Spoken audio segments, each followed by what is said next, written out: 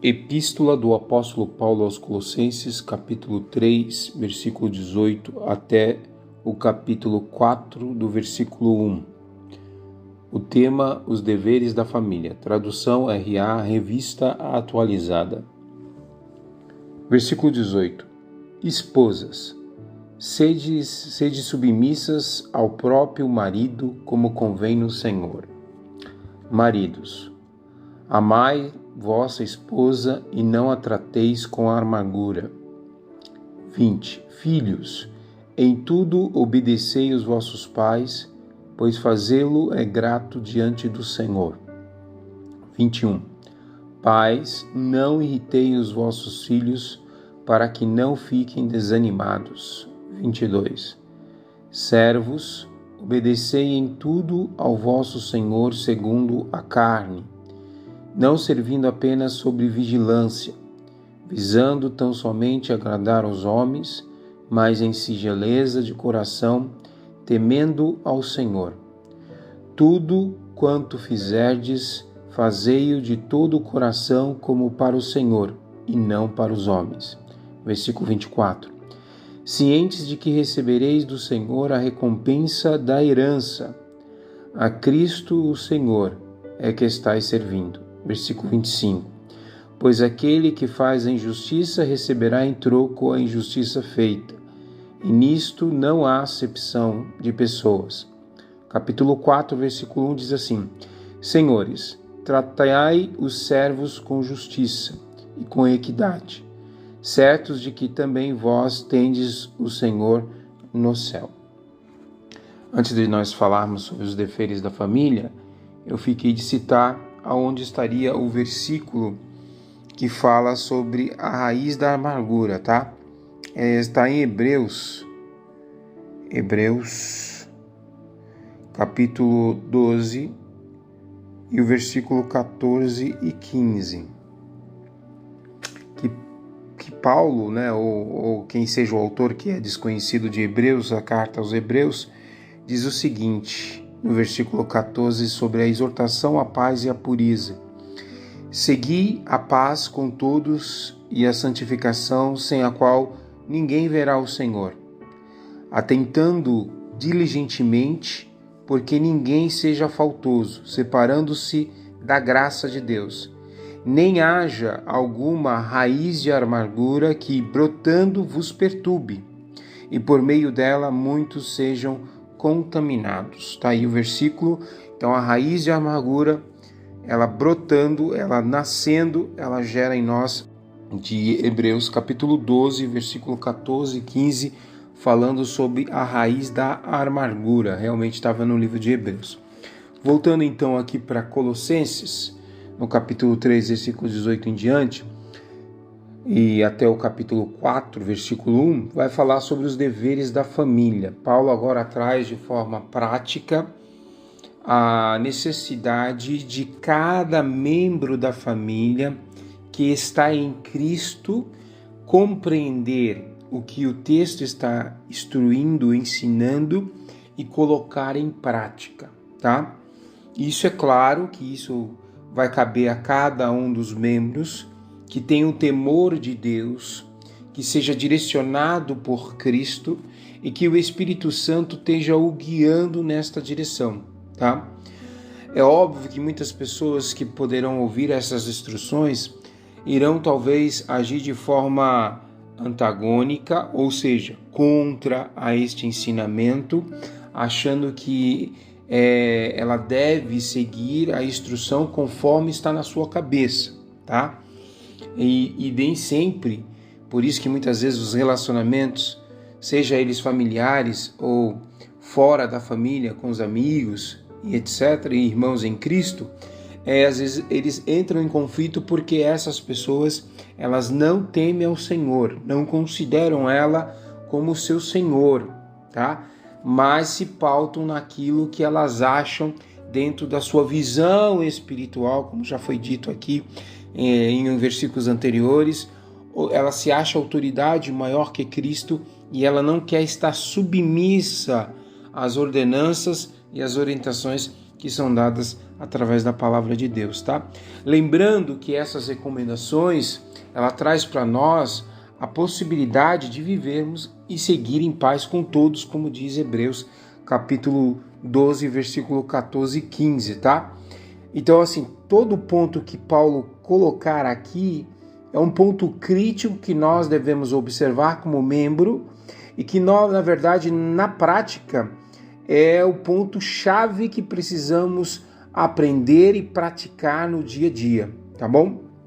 Então você vai entender isso, que não é fácil. O que Paulo está colocando aqui é o ponto mais difícil para aquele membro da família, tá? Então vamos lá. Versículo 18. Esposas, sede submissa ao próprio marido, como convém ao Senhor. Eu até separei aqui a Bíblia, onde tem o texto original no grego, para nós darmos uma olhada. A palavra submissas, que do grego significa upotasso, significa organizar, sob, subordinar, render-se à ademoestação ou conselho de alguém. O item mais completo, ele diz assim: obedecer está sujeito a um termo militar grego que significa organizar, entre parênteses, divisões das tropas, numa forma militar sob comando de um líder. Em uso não militar, era uma atitude voluntária de ceder, cooperar e assumir responsabilidade e levar uma carga. Então veja, o serviço, da esposa que está ali, tá? Então os filhos que obedecem são aqueles que temem a Deus, tá? Você obedecendo os seus pais, você garante que sua vida seja próspera, tá? Que tenha um crescimento e que a tua família, que futuramente você vai ter, será uma família abençoada. Sabe por quê? Porque você saiu de um lar que verdadeiramente teme a Deus, tá? E aí os seus filhos serão uma bênção. A sua casa será uma bênção. E os meus netos serão uma bênção. E os meus bisnetos serão uma bênção. Será um legado de uma família que vive temendo a Deus. Glória a Deus por isso. Quantas famílias que iniciaram e nem conseguiram chegar aos seus netos foram destruídas pela malignidade, pela iniquidade do homem, porque não tiveram instruções, porque não foram orientadas pela palavra e se destruiu aquela família. E aquela família que foi destruída, aquela geração de filhos que foram criados no meio perturbado dentro de seus familiares, serão famílias que muitas vezes, se não encontrarem a Cristo, serão uma família sempre com problema, porque estão carregando sentimentos de gerações e gerações que de fato não foram conhecedores da palavra e que vivem uma vida de destruição, tá? Então veja como é importante os pais serem um exemplo para os seus filhos, não só exemplos para os seus filhos, mas que possam com sabedoria orientá-los. Olha, vai ter uma afronta, acontece isso, qual o comportamento melhor a lidar com isso? E os pais estão constantemente dialogando, conversando, eles precisam ter esta segurança, né? Quando a gente vai punir às vezes um filho, restringir-lhe alguma coisa, a gente sempre está procurando orientá-los, dizer, estou te restringindo isso por causa disso, esse é o motivo. Se você continuar caminhando nesse caminho, este caminho vai trazer destruição para você. Então você precisa voltar. O que é voltar? É se arrepender. Deus tem sempre o melhor para você. Só que para Deus atender o melhor para você, para te abençoar a tua caminhada, você precisa temer a Deus. E temer a Deus é o princípio da sabedoria. E qual é a orientação? Honra teu pai e tua mãe. Tá? Isto está no Velho Testamento e isto está no Novo Testamento. Então é muito importante isso aí a gente frisar, tá bom?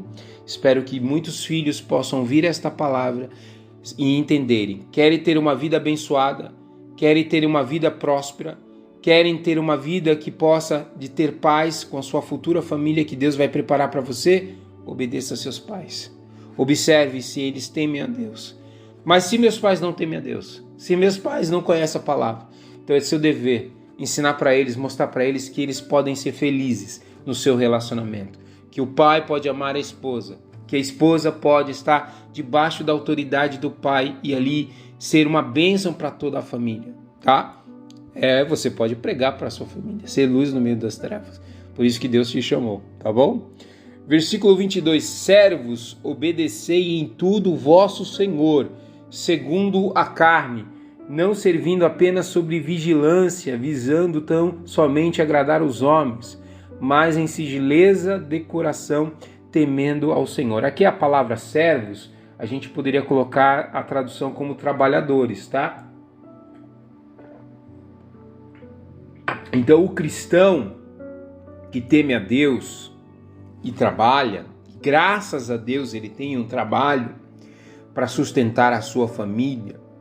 Paulo está dizendo a mesma coisa no sentido aqui dos filhos, né? É o mesmo verbo, obedecei, né? Então assim, muitas vezes o trabalhador que não teme a Deus, que é iníquo, que não é direcionado pelos valores bíblicos, ele vai muitas vezes agir de forma imprópria com o seu empregador. Muitas vezes ele vai roubar, ele vai enrolar no seu trabalho, ele vai agir mal com o cliente do empregador, tá? Então assim, é claro que pode ter pessoas que às vezes nem temem a Deus, mas pode ser pessoas de boa índole, não estou generalizando aqui. Mas aquele que é cristão, aquele que diz que teme a Deus, ele deve ser obediente aos seus empregadores, tá? E assumir o seu compromisso da sua função. Ele tem que ter responsabilidade. Por isso que Paulo fala assim, obedecer em tudo ao vosso Senhor segundo a carne, ou seja, segundo a sua responsabilidade secular, não servindo apenas por sob vigilância. Meu chefe está ali, eu vou trabalhar. Não. Mas na ausência dele, você deve trabalhar, porque o teu chefe maior, que é Deus, ele está de olho em você. Ele está vendo você. Ele está observando. E é isso que a gente precisa ver, que o cristão verdadeiro, ele deveria ser o melhor empregado para o empregador. Então o empregador que tem um verdadeiro cristão na sua equipe, no seu time, ele não tem que se preocupar com nada. Deveria ser assim, tá? Por quê? Ele teme a Deus. E tudo o que ele faz para o Senhor, mesmo servindo ao empregador. Então, ele coloca ali singeleza de coração, nada que o condene, nada que possa ser reprobo ou vergonha à sua atividade laborativa, porque ele faz temendo a Deus. Então ele não vai roubar, ele não vai trabalhar com preguiça, ele vai ser uma pessoa produtiva, ele vai agregar valores na equipe, ele vai ajudar a todos aqueles que estão, às vezes tem um que ou outro que está fazendo divisão, atrapalhando o trabalho, ele vai tentar de forma inteligente, sábia, orientada por Deus, que aquele serviço prossiga e que seja produtivo, tá? E tudo isso, o trabalhador que teme a Deus, ele fica tranquilo, porque ele sabe que mesmo com aquele salário que muitas vezes para muitos será pouco, mas para ele será grato porque vem do Senhor, porque Deus está dando para ele, Deus multiplica na sua casa. Eu não sei se vocês já tiveram, não quero citar fatos empíricos aqui particulares, mas às vezes você ganha tão pouquinho, mas você vê que Deus não deixa faltar nada, né? Você sempre tem ali o pão de cada dia, você consegue pagar suas contas muitas vezes, e você fala, meu Deus, como é que eu consegui passar esse mês? E o Senhor foi fiel, tá?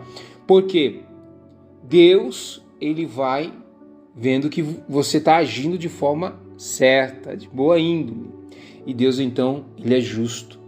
Aí, de repente, vem uma hora extra, vem um bico para você fazer, vem um bônus do serviço. Aí você fala, nossa, eu tô tão apertado, já aconteceu comigo. Muitas vezes eu tô tão apertado, sem nada, o orçamento quebrou e fiquei no vermelho. Não tenho condições nem de segurar o mês inteiro.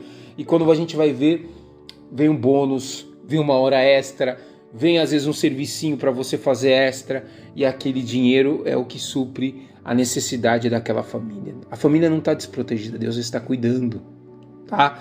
Então você precisa entender isso, que se você teme a Deus, se você é santo e fiel, está fazendo o seu trabalho, Deus está te dando um emprego, agradeça a Deus todo dia pelo trabalho, porque a tua família está bem, está assessorada, porque Deus te deu um excelente trabalho.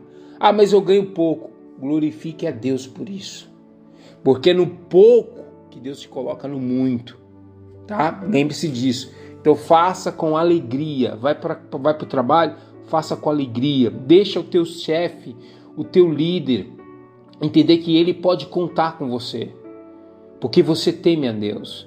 Ele vai ser evangelizado pelas suas ações, pelo seu comportamento, pela forma que você age, e com certeza Deus, que é justo, derramará a sua graça sobre sua vida, e Deus nunca deixará faltar nada na tua casa, porque tu tens sido um bom trabalhador e tem honrado o nome de Deus no teu trabalho, tá bom? Versículo 23, tudo quando fizerdes, fazei-o de todo o coração, como para o Senhor e não para com os homens. Tudo, seja no trabalho, seja na família, seja com os amigos, com os colegas, tudo nós fazemos com a direção e a orientação para trazer algo para o Senhor. Fazei-o de todo o coração. Coração com frutos do Espírito, com benignidade, com bondade. Tem que ter isso em nosso coração. Se nós agimos de forma iracunda, irada, com raiva, você está na carne. Se você não está na carne, você está no osso. Então você precisa literalmente ler mais a palavra de Deus e se colocar à disposição do Espírito Santo, tá? Então você precisa dar uma olhada nisso aí. Se você está muito iracundo, muito irado, é porque nós estamos na carne, tá? E aí nós precisamos então abater, mortificar esta carne. E como é que eu mortifico a carne? Orando, lendo a palavra. O jejum mortifica a carne. O jejum não é para ganhar nada não é para dar bênção não. O jejum é para mortificar a carne, para você ter controle dela, né? Já imaginou quando você faz o jejum? Hoje eu vou fazer um jejum, vou fazer uma consagração. Aquele dia é o dia que você é mais tentado a comer as coisas. As coisas chegam para você, os banquetes. E você fala, meu Deus, eu tenho que controlar aqui. Ninguém pode saber que tu tá jejuando, porque tu faz jejum com alegria, sorridente, com a cara que ninguém percebe que você tá fazendo jejum, tá? Isso você precisa ler lá em Mateus. Jesus orienta como é que faz aí o jejum direitinho. Então ele não pode ser com cara de tristeza, com raiva. Eu tô jejuando, aí fica irado, rude, trata as pessoas de qualquer jeito, porque tá com fome, né? Não é isso. Então aquele que faz pro Senhor tudo quanto fizeres, fazei de todo o coração, como para o Senhor e não para os homens. Então tudo. Se eu vou dar aula, eu tenho que dar aula ensinando alguém como eu estivesse ali ensinando para o Deus. Tá? Se eu for trabalhar, meu trabalho mesmo que seja pesado ou burocrático, eu vou fazer o melhor de mim, vou dar o melhor de mim, vou orientar os meus filhos, vou dar o melhor de mim, vou fazer algo para o Senhor na igreja, vou fazer uma visita, vou procurar fazer o melhor, porque é como eu estivesse fazendo para Deus. Imagina eu fazer uma visita de qualquer jeito para Deus, vou chegar lá, vou fazer uma visita para Deus de qualquer jeito? Não, eu vou fazer o meu melhor, né? Então é sempre isso que Paulo nos orienta como igreja. Isso aqui, amados, eu estou falando, a gente está argumentando aquilo que Paulo está ensinando para a igreja, para os santos e fiéis, lá no capítulo 1, versículo 2, que Paulo fala que aqueles que estão em Cristo, tá?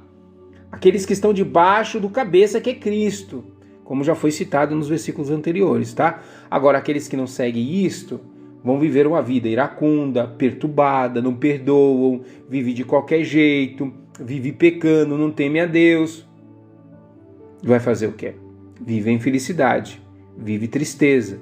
Mas para nós que estamos em Cristo, tudo posso naquele que me fortalece. Seja no muito, seja no pouco. O Senhor sempre nos dá o sustento e nos fortalece, tá bom? Versículo 24. Cientes de que recebereis, complementando o 23, cientes de que recebereis ao Senhor a recompensa da herança. Como nós já havia dito, Deus é justo. Você está lá trabalhando de forma honesta, sem expectativa de nada, mas trabalha com alegria, servindo o teu Senhor, lá, o teu empregador. Quando você vai ver, sai uma promoção, Deus reconhece, Deus toca no coração do seu empregador, te abençoa, aumenta o teu salário, tá? Já aconteceu isso comigo, amados. Em momento de crise, que a empresa não dá aumento para ninguém, Deus vai lá, toca no coração do gestor e o gestor te dá um aumento, tá? E esse aumento ainda dá para os outros colegas, os outros colegas são abençoados também, tá bom? Só para você entender, Deus é maravilhoso. Então vamos lá. Cientes de que recebereis do Senhor a recompensa da herança, a Cristo o Senhor é que estáis servindo. Tá vendo aí? A Cristo o Senhor é que estáis servindo. A recompensa vem do Senhor, sempre, tá? Versículo 25. Pois aquele que faz injustiça receberá em troco a injustiça feita. Nisto não há acepção de pessoas. Veja aí que Deus não trata, seja ele cristão ou não cristão, Deus não trata com indiferença essa questão. Agiu com injustiça, agiu de forma incorreta, tenha certeza absoluta que o troco será o mesmo. Receberá a injustiça, seja ele cristão ou não, se ele não agir de acordo com a palavra de Deus. Então, por isso que a Bíblia fala que aqueles que agem desta forma, de má índole, né, seja no serviço ou com a sua família, acabam recebendo o troco de injustiça, tá?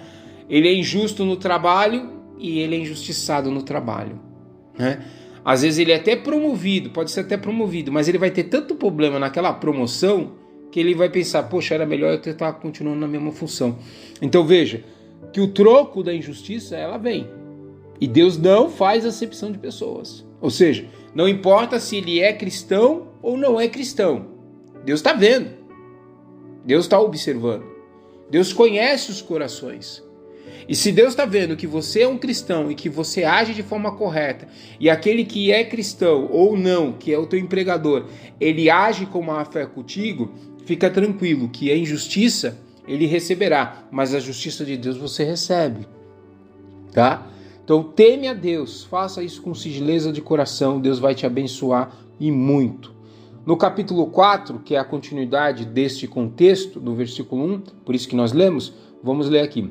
Senhores, agora é com os empregadores, daqueles que dão trabalho. Senhores, tratai os seus servos, traduzido, os trabalhadores, com justiça e com equidade, certos de que também vós tendes o Senhor no céu. Olha aí. Então, assim, Deus, se este empregador, ele é um empregador, tá?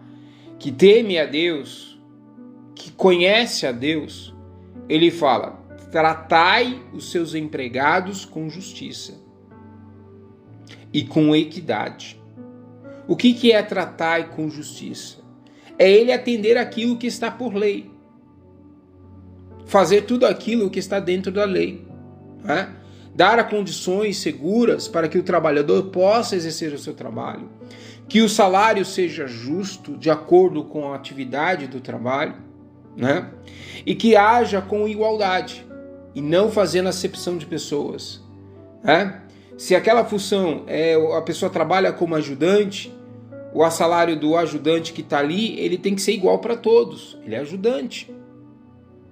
Ah, mas aquele ajudante está se sobressaindo em razão do seu trabalho, o empregador gostou dele. Provavelmente o empregador não vai fazer o quê? Vai dar um aumento, uma promoção para ele. E aí o empregador promove ele. Mas que seja com equidade. Se ele promove um porque é um bom trabalhador e os outros demais vão ser bons também, então tudo isso com um consenso. É claro que o gestor ele tem a liberdade e ele deve saber o que é melhor para a sua empresa. Mas ele precisa ser justo. E não ser justo, ser igual para com todos. Tendo consciência do quê? Que ele tem o Deus como seu Senhor. Que Deus está olhando para ele. Lembre-se, tudo que a gente faz para o Senhor. Se eu sou empregador e eu estou dando emprego para os meus funcionários e Deus está me abençoando, eu continuo abençoando a vida deles. E nisso eu preciso entender que se Deus está vendo que eu estou sendo justo, não é seu dízimo, não é sua oferta, Porque não adianta você dar dízimo e oferta e destratar os seus empregados, destratar os seus funcionários, agir com injustiça. Deus está vendo. E às vezes seu negócio não vai para frente. Por quê? Porque você é um ímpio, você é mau. Tá? E aí Deus está vendo. Deus não vai deixar você prosperar. Não. Agora, se você teme a Deus, busca a Deus, e você ajuda as famílias nesse sentido, porque cada trabalhador representa uma família, tenha certeza absoluta que Deus é justo.